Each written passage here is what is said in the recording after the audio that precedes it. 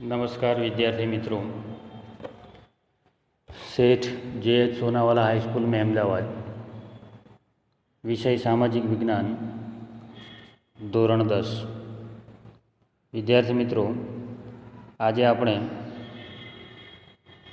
प्रकरण 11 भारत जल संसाधन की शुरुआत करीशुं। मित्रों, 8मा प्रकरण थी આપણે શીખીએ છીએ કે સંસાધન કોને કહેવાય। સંસાધનના પ્રકારો કેટલા અને કયા કયા છે। આ જુદા જુદા પ્રકારના જે સંસાધનો છે એમાંથી અતિ ઉપયોગી સંસાધન એટલે જળ સંસાધન। આપણે જાણીએ છીએ કે જળ એ જીવન છે। જળ એટલે કે પાણી વિના આપણું જીવન શક્ય નથી। એના વગર પૃથ્વી પરનો કોઈ પણ જીવ પોતાનું જીવન સરળતાથી વ્યતીત કરી શકતો નથી, એની કલ્પના થઈ શકતી નથી। અને સાથે સાથે જળના વિકલ્પ સ્વરૂપે अन्य कोई चीजवस्तुनो આપણે उपयोग કરી શકતા નથી। જળના અનેક ઉપયોગો છે।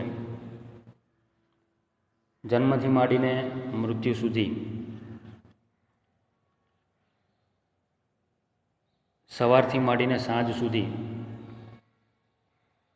અનેક પ્રકારના ઉપયોગો આપણે જળના કરીએ છીએ, એટલે કે એની આસપાસ આપણું જીવન ફરે છે। સમગ્ર જીવસૃષ્ટિનું જીવન ટકાવી રાખવા માટે જળ ખૂબ મહત્ત્વનું માધ્યમ છે। કોઈપણ દેશની સમૃદ્ધિનો આધાર તેની ખેતી અને તેમાં વપરાતા જળ ઉપર હોય છે। જળની મોટાભાગની જરૂરિયાતો પીવામાં, ઘરેલું ઉપયોગમાં, ખેતીમાં અને ઉદ્યોગોમાં રહે છે। કૂદકે ને ભૂસકે વસ્તી વધારાને કારણે અને ઝડપી વિકાસ કાર્યોને લીધે જળ વધુ પ્રમાણમાં વપરાય છે। ક્યારેક વરસાદની ઉણપને કારણે જળની સમસ્યાઓ સર્જાતી જાય છે। આવી બાબતો ધ્યાને રાખીને જળની અછતને ધ્યાને લઈને જળનો એટલે કે પાણીનો ખૂબ વિવેકપૂર્વક ઉપયોગ કરવો પડે, કરકસરપૂર્વક ઉપયોગ કરવો પડે। જળ એ મર્યાદિત સંસાધન છે અને એના સ્થાને કોઈ પણ સંસાધન આપણે ઉપયોગમાં લઈ શકતા નથી। પર્યાવરણ જીવંત છે તો એ જળ સંસાધનને લીધે, જેથી જ જળ એ આપણા જીવનનું એક અભિન્ન અંગ છે। વિદ્યાર્થી મિત્રો, જળ આપણને જુદા જુદા સ્વરૂપે પ્રાપ્ત થાય છે। આ જળ સ્ત્રોત મુખ્ય 3 પ્રકારના છે। એક છે વૃષ્ટિય જળ, બીજું છે પૃષ્ઠીય જળ અને ત્રીજો પ્રકાર છે ભૂમિગત જળ। આ ત્રણેય પ્રકારોની આપણે સમજ પ્રાપ્ત કરીશું સંકલ્પના અથવા તો ટૂંકા પ્રશ્ન સ્વરૂપે પરીક્ષામાં પૂછાઈ શકે। સૌથી પહેલો પ્રકાર છે વૃષ્ટિય જળ। પૃથ્વી પરનો જળ સંસાધનનો મૂળ સ્ત્રોત વૃષ્ટિ છે, એટલે કે વરસાદ।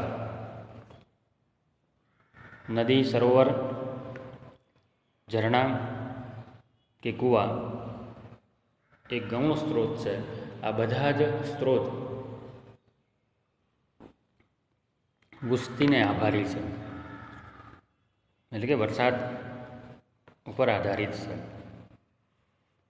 બીજો પ્રકાર છે પૃષ્ઠીય જળ.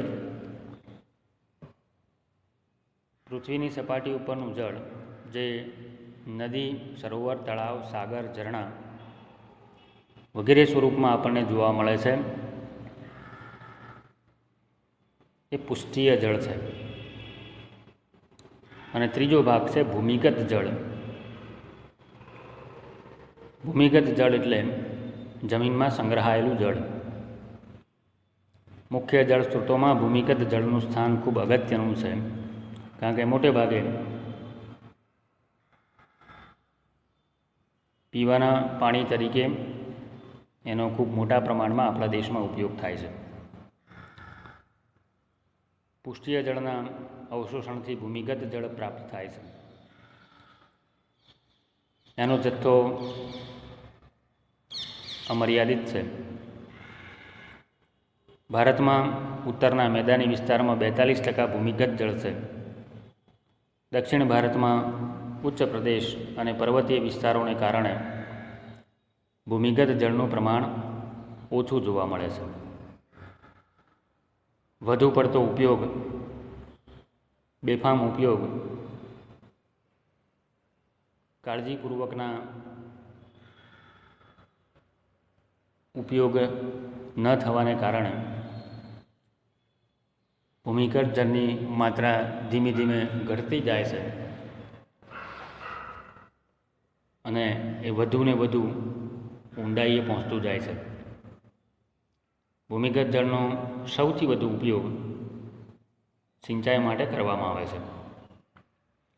આવા જળ સ્ત્રોતોના મુખ્ય 3 પ્રકાર છે. એક વૃષ્ટીય જળ, બીજું પૃષ્ઠીય જળ અને ત્રીજું છે ભૂમિગત જળ. હવે આપણે વાત કરીશું આ જળ સંસાધનોના ઉપયોગો. ભારતમાં લગભગ 84% જળનો ઉપયોગ સિંચાઈ માટે એટલે કે ખેતી માટે થાય છે. જેમ કે 1 કિલો ઘઉં ઉત્પન્ન કરવા માટે લગભગ 1500 લીટર પાણીની આવશ્યકતા રહે છે. કેટલાક પાકો એવા છે કે જેને જળની વધુ પ્રમાણમાં જરૂરિયાત કે આવશ્યકતા રહે છે. એમાં ડાંગર, શણ અને શેરડીના પાકોને એની વધુ જરૂરિયાત રહેતી હોય છે. પ્રાચીન સમયથી પાણીનો ઉપયોગ સિંચાઈ માટે થતો આવ્યો છે. કાવેરી નદીમાંથી ગ્રાન્ડ એનિકટ નામે જાણીતી નહેરનું નિર્માણ 2જી સદીમાં થયું. ઈસવીસન 1882માં ઉત્તર પ્રદેશની પૂર્વીય યમુના નહેરનું નિર્માણ કરવામાં આવેલું. ભારતમાં જે સિંચાઈ થાય છે એ સિંચાઈના મુખ્ય 3 માધ્યમો છે ખેતી માટે, જેમાં એક કૂવા અને ટ્યુબવેલ દ્વારા, બીજું નહેરો દ્વારા અને ત્રીજું માધ્યમ છે તળાવો દ્વારા. જેમાંથી કૂવા અને ટ્યુબવેલ સિંચાઈના મુખ્ય માધ્યમો તરીકે ઓળખાય છે. નહેરો અને તળાવો અનુક્રમે બીજા અને ત્રીજા સ્થાને આવે છે. નહેરો દ્વારા સિંચાઈ સતલજ, યમુના, ગંગાના વિશાળ મેદાનો ઉપરાંત પૂર્વના તટીય મેદાનોમાં આવેલ દક્ષિણ ભારતમાં આવેલ મહાનદી, ગોદાવરી, કૃષ્ણા અને કાવેરીના મુખ્ય ત્રિકોણ પ્રદેશોમાં વધુ પ્રમાણમાં થાય છે. કૂવા અને ટ્યુબવેલે કાપના મેદાનોમાં સામાન્ય એટલે કે સરળતાથી કૂવા અને ટ્યુબવેલ કાપના મેદાની વિસ્તારમાં થઈ શકે છે, જ્યારે તળાવો દ્વારા થતી સિંચાઈ મોટે ભાગે પૂર્વ અને દક્ષિણના રાજ્યોમાં વધુ પ્રમાણમાં થાય છે. ત્યારબાદ આપણે વાત કરીશું બહુહેતુક યોજના, જેના વિશે આપણે 9મા ધોરણમાં શીખી ચૂક્યા છીએ. ભારતમાં અનેક નાની મોટી નદીઓ છે. એ નદીઓ ઉપર બંધ કે ડેમ બાંધીને પાણીનો જુદા જુદા પ્રકારના ઉપયોગો કરવા માટે જે યોજના તૈયાર થાય છે અને બહુહેતુક યોજના તરીકે ઓળખવામાં આવે કે જેમાં એક કરતાં વધુ હેતુ આપણે સિદ્ધ કરી શકીએ છીએ. ભારતનો જળ પરિવહન સમૃદ્ધ છે. એનું કારણ ભારતનું ભૂપૃષ્ઠ એવું છે કે જે અનેક નદીઓ બીજી નદીઓને મળીને એનું જળ સમુદ્રમાં ઠાલવે છે. આ જળનો ઉપયોગ અનેક હેતુઓ માટે થાય છે. એના માટે બહુહેતુક યોજનાઓ વિવિધ નદીઓ ઉપર ભારતમાં તૈયાર કરવામાં આવી છે. બહુહેતુક યોજના એટલે નદી ખીણો સાથે સંકળાયેલ વિભિન્ન સમસ્યાઓને હલ કરવી, જેમાં એનાથી પૂર નિયંત્રણ શક્ય થાય છે, જમીન ધોવાણ અટકાવી શકાય છે, સિંચાઈ અને પેયજળ તરીકે એટલે પીવાના પાણી તરીકે એનો ઉપયોગ થાય છે, ઉદ્યોગોને પાણી આપી શકીએ છીએ, વસાહતોને પાણી આપી શકાય છે, જળ વિદ્યુત ઉત્પાદન, આંતરિક જળ પરિવહન, મનોરંજન સ્થળ, વન્ય સંરક્ષણ અને મત્સ્ય પાલનનો પણ વિકાસ થઈ શકે છે બહુહેતુક યોજનાઓને કારણે.